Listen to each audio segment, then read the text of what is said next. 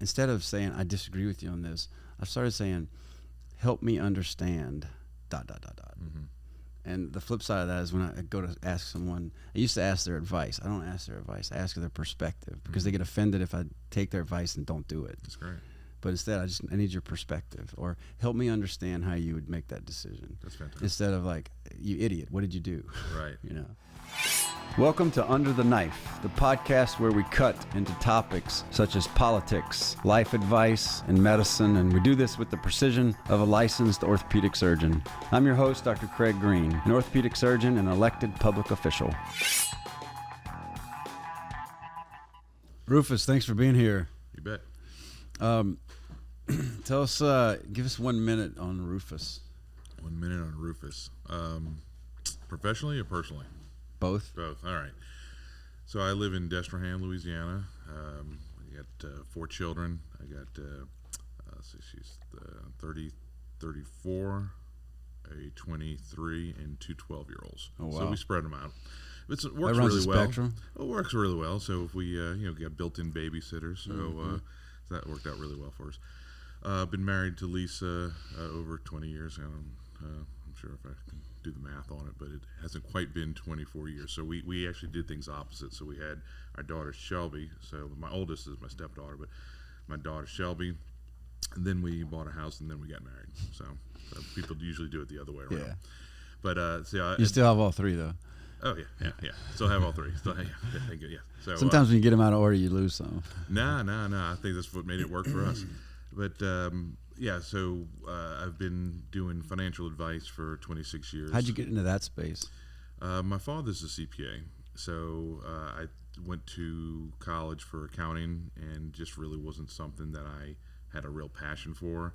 So I took the accounting credits that I had from college, and I just applied to finance. So any business can use accounting, any business can use finance. So I just knew I wanted to be in business in some degree. Isn't the origin of accounting the monks and how they kept track of things? Is that right? The abacus or something? I have no idea. Yeah. So I don't know. Sorry, I interrupted you. Go ahead. That's okay. I'll have to go look that up later. But with the credits that I put towards finance, I just ultimately just kind of landed ass backwards into the financial advisor role, because I wound up applying for a company called American Express Financial Advisors. What the job I really wanted was with other firms that were more known in the stockbroker realm, and they all wanted a certain amount of experience, and I'm like, right out of college. I remember even going to one interview, and I have 2 nickels to rub between, and I'm paying to go to this paid parking downtown in New Orleans, and go into this interview. I probably borrowed a tie. I probably didn't even know a tie at the time. And he's asking these questions, and it was like a 5-minute interview, and he's like, yeah, we usually look for people that are about 5 years of experience. I'm like, you couldn't told me this over the phone? Right. Do y'all validate? Because I don't even know how I'm going to get out my car out of here. So it was one of those things. So the job I really didn't want was the American Express job, because I'm like, I couldn't delineate between financial advisor and the credit card company, because they were owned. And ultimately what happened was American Express had bought a company called IDS, which is in 1892 was founded. So they changed the name, and then eventually they spun them off to Ameriprise.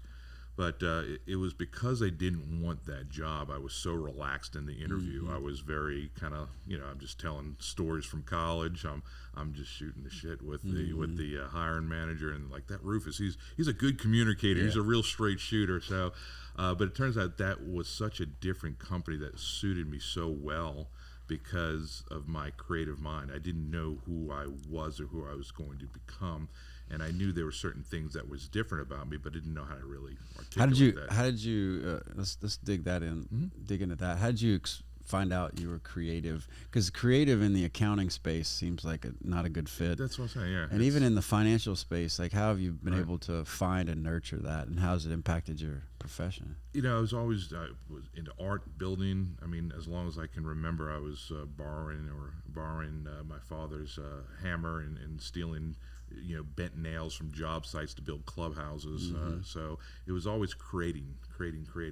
So when I understood the financial planning versus just being a traditional stockbroker was a lot of professional problem solving, taking a big mess and just kind of reshaping it and building something, giving it order, plan, and then communicating that. It was just, I could see the pieces come together. I have the discernment skills that other people can't really see. And as I learn more and more, I think that has to do with ADHD that I probably have, that wasn't never diagnosed as a child, but is because I can see things so clearly because I can't see what other people see.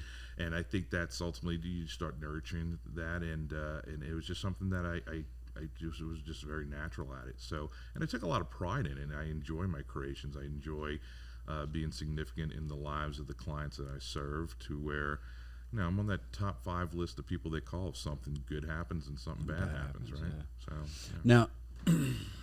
Now, I think life is self-discovery, and I think there's milestones where you reflect, and that enables you, and you look inward, and then you adjust, right? Me just describing that to you, let's say age 30 or 40, whatever. Tell us some of your discoveries that you reflected upon and discovered. I mean, as a reply to business, or both? Okay, so I think, well, I mean, part of what I do is part of my identity, so it's kind of hard to make the difference. But I think the routine, I was getting bored with certain day in, day out, the rinse and repeat kind of side of things. And I started to really, at the time there was not a whole lot of models to really follow. And I started to understand that if you wanted to double your success, you wanted to double your income, you had to work twice as hard. And you kind of look at it from even from a doctor. If a doctor wants to double their income, they got to work more hours, see more patients, or they can just charge higher fees. But eventually, if you go too high, you price yourself out of the market. So I said, well, how do I really scale this? I'm like, well, there's a difference between being self-employed and being a business owner. And the business owner owns a system where other people are employed, and the harder they work, the more people you get to work for you, the more you can start to scale there. So it'd be almost like from a doctor owning a hospital where other doctors work, and say, okay, I get an override on whatever revenue of all the doctors are. So I don't know if it's how it works in the medical industry, but I would imagine in my mind it does. So that's what I started to kind of really pursue and just become a student of business, and I think that was extremely fascinating to understand the difference. So I took a lot of different risks that most people would never do.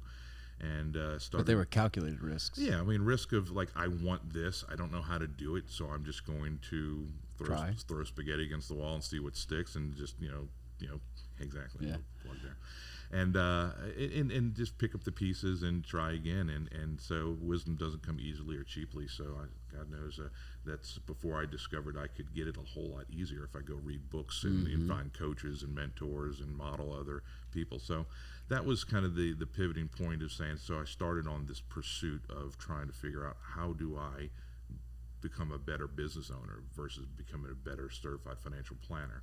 I enjoy what I do as a planner. I'm very good at what I do as a planner, but I get bored with things. And I think the challenge of making progress and growing and building something is just something that suits me. Well, what are you reading now? What am I reading now?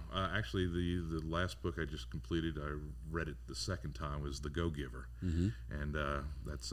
We've had a theme today. Yeah. So, well, I know that there's people, that we started a little book club. And part of the idea behind that was, when you read something and you get some great wisdom, then it's like, wow, that was great. And then life gets in the way, and you just kind of forget it. So I really wanted to start applying some of these things. I really wanted to start anchoring it. So how do you do that? Well, you start talking about it, start talking to it, and people can remember stories. So I want to hear from other people what they got out of the book and how they're going to apply it, and I can start to remember those and that'll things. stick. That story. You remember Bob said this about that book. I can remember stories from 40 years ago. I can't remember text that I written or read. So it's just one of those things that it anchors it for me, and I thought that was a good idea to start that. So that was one that I just recently finished.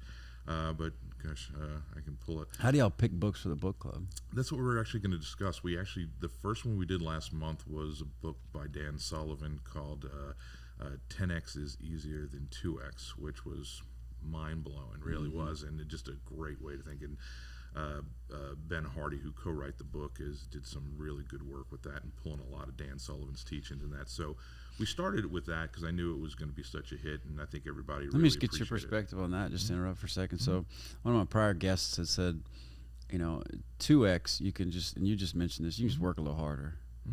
But you can't work a little harder to get to 10X. You have to have a different paradigm. Oh, absolutely. And that usually involves us being outside of our comfort zone because we get super comfortable, Right. Well, again, not to go too far down that rabbit hole with that, but the whole idea is that 80-20 rule, that Pareto principle that says we get comfortable in that 80%. It's what we know. It's our routine. And people are very, very comfortable with and feel safe in those routines. So it's really easy for the majority of the people out there just to kind of be on that linear path. And they'll still find success, and that's okay.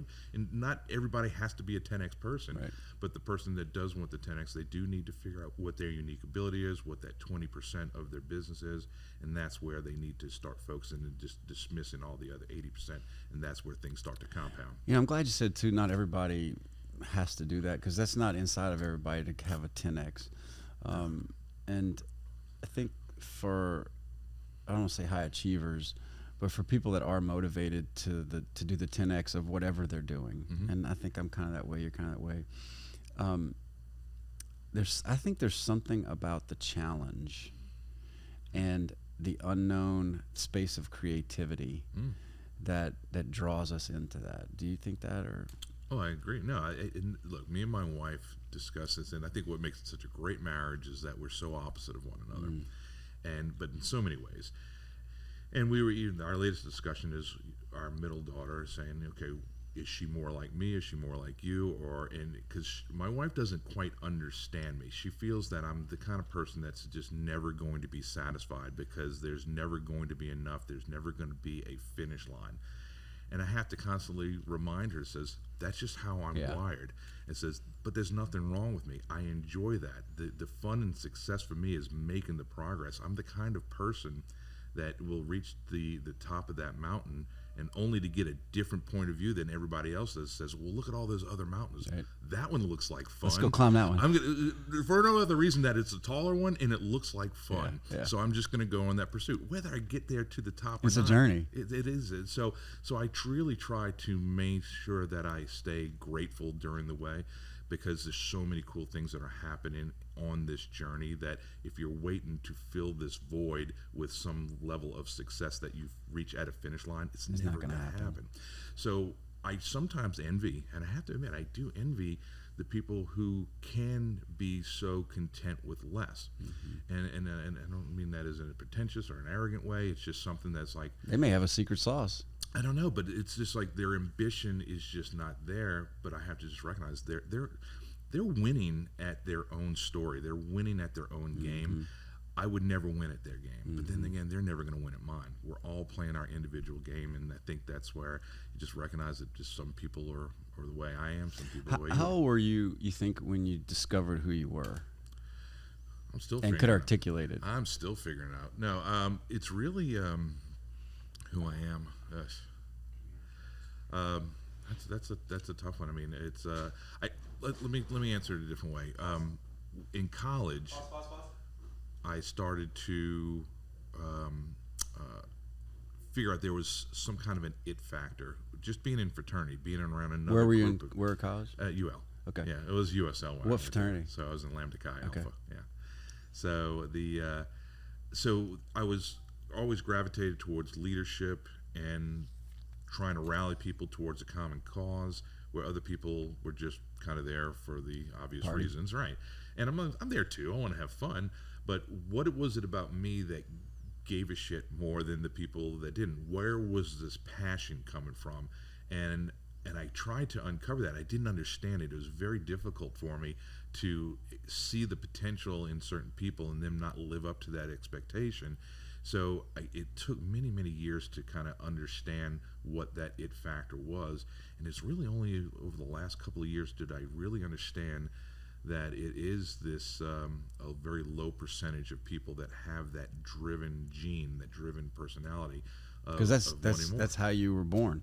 And that's just, so, well, believe it or not, when you start to understand these things about you, there's a certain shame you start to let go of. And that's where, shame is, guilt is I've done something wrong. Shame is there's something wrong with me, right? Big difference. So it is a big difference. So carrying shame is very, very hard, because you're saying, why am I not like everybody else? Why can't I be satisfied with less? Why can't I be more grateful? Or why can't I be less ambitious, or just be in the moment more? Or why can't I stay focused? And it's just because that's just not how you are. How did you get rid of the shame?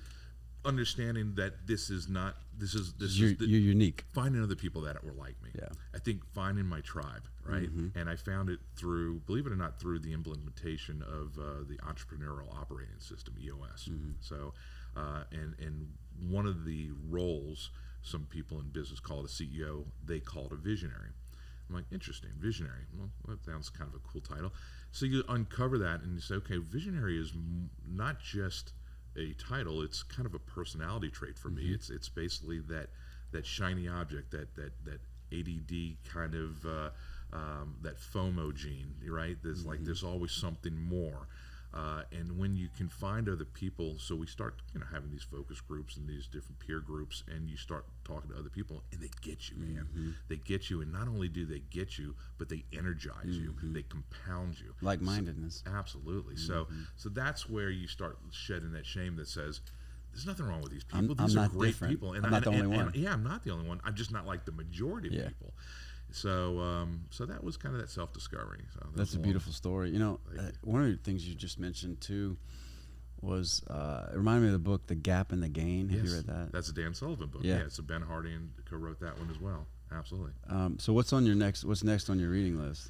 The next one, I got to look at my. Okay, that's funny. So I got to look at my Audible wish list because I was even telling someone wanted me to read like the first few chapters of their book that they're writing, a peer of mine. And I said, this looks all really good. It's coming along nice. I says, but I can tell you, there's 100% probability that I will read your book if it's on Audible.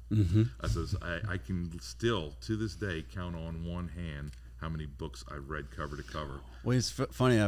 The guys, we have a little, not as formal as you, of a book club. I have, my vernacular for it is very precise. And if I say I just finished this book, I'm not claiming that I read it. Yeah. I just finished it. Or I'm in the middle of. Now, if I say I read this book, I read it. Right. If I say I finished it, or one of my favorite books in the past year has been, that's probably an audio book, which I just use iTunes, the books app, the iBooks app. But I probably a book a week, just driving, exercising. Yeah. And what I love, and you mentioned this about stories, and I love the fact that the book club is like, tell me a story how this book impacted you. Because a lot of, especially Christian or self-help books, they have one point and they repeat it 10 times. Yeah. And you're like, well, do you have anything else? Yeah. And I think that's why the Bible used parables, or you remember stories that are attached to principles. Absolutely. Yeah, so it's, I would recommend, have y'all done any Jordan Peterson books? Jordan Peterson sounds familiar. Give me the 12 Rules for Life, Beyond Order. It's a lot to chew on, but it's really good. I'm going to write that down after. Yeah. So, yeah, choosing a book, it really just depends on kind of where I am, where my headspace is at. I started to get into Enlightenment and stuff by Joe Dispenza, which is like deep stuff, right? Understanding how the brain works and behavioral things, and that's really fascinating to me. And that's a part of that self-discovery.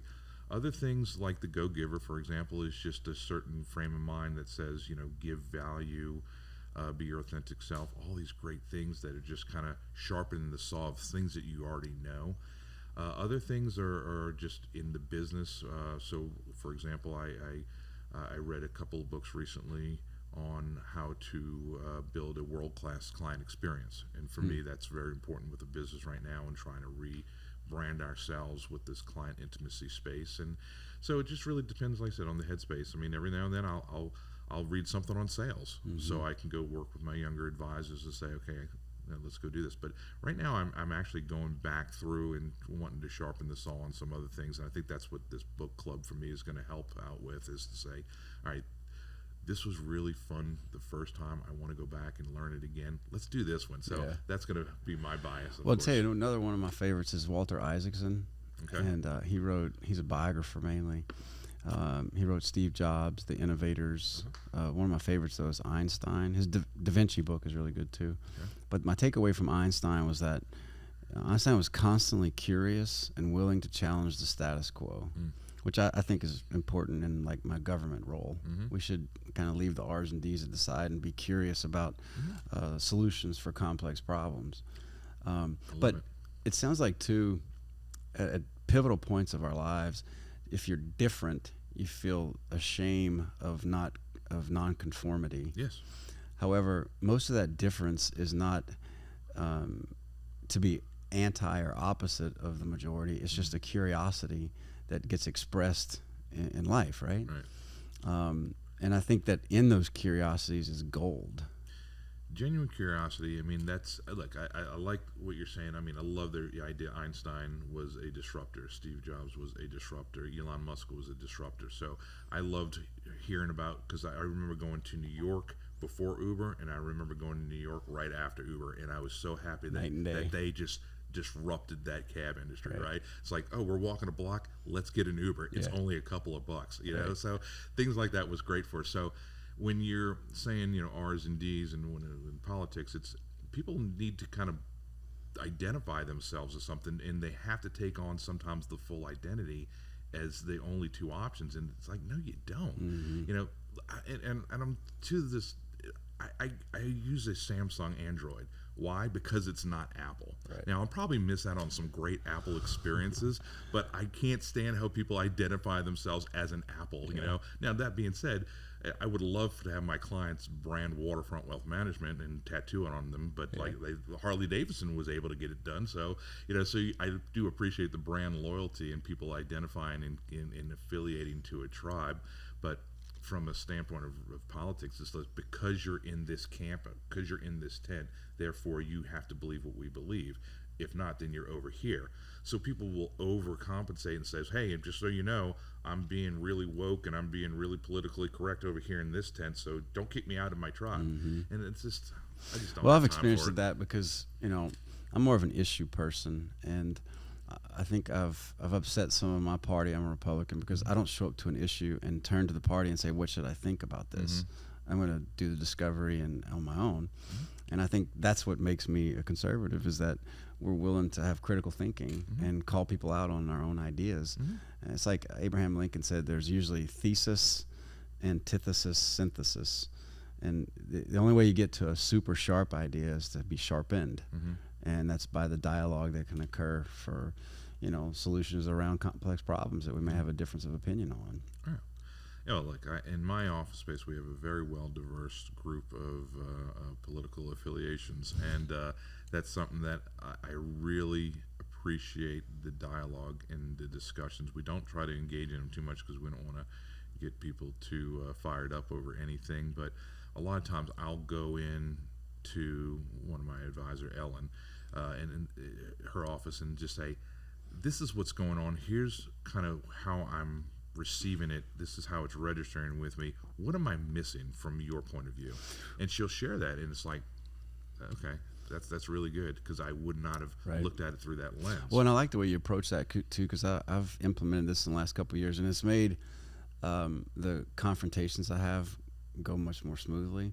First of all, I say, all right, we need to have a difficult conversation, and everybody, okay, on alert. Works everywhere. Mostly in marriage it works, but not all the time. But secondly, say, do you want it straight or sugar coated? And what does everybody say? Give it to me straight. But then instead of saying I disagree with you on this, I've started saying, help me understand ... And the flip side of that is when I go to ask someone, I used to ask their advice. I don't ask their advice. I ask their perspective, because they get offended if I take their advice and don't do it. That's great. But instead, I need your perspective, or help me understand how you would make that decision. That's fantastic. Instead of like, you idiot, what did you do? Right. You know. Yeah. No, I think that's a great approach, obviously, to engaging with someone and just kind of getting the right headspace so that they meet you and it's more productive. But actually, one of my favorites. Well, and I'll go back to that in a second. But you got to recognize that everybody's greatest desire is to be right. And it's not shelter, do you mean it's not love, it's not relationships. It's right. The right. What I'm right. What's in my head. What the narrative that I have in my head, that I'm right. So you have to be sensitive to that. You know, if they're wrong, you know, even tell my team. I says, is the customer always right? course not. So, but if they're wrong, let them be wrong with dignity. Right. Just kind of empathize and care.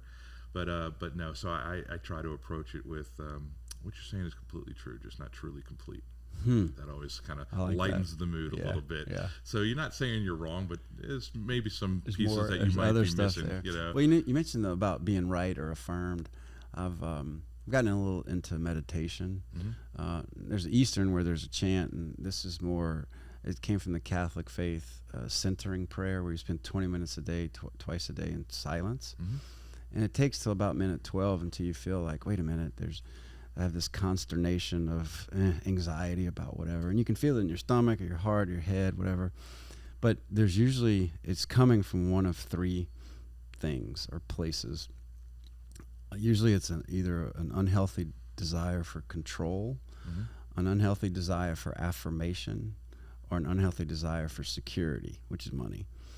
And one of those three things, you can usually, any situation that has produced this anxiety is usually back to one of those. And for me, it was always affirmation. I'm a recovering people pleaser.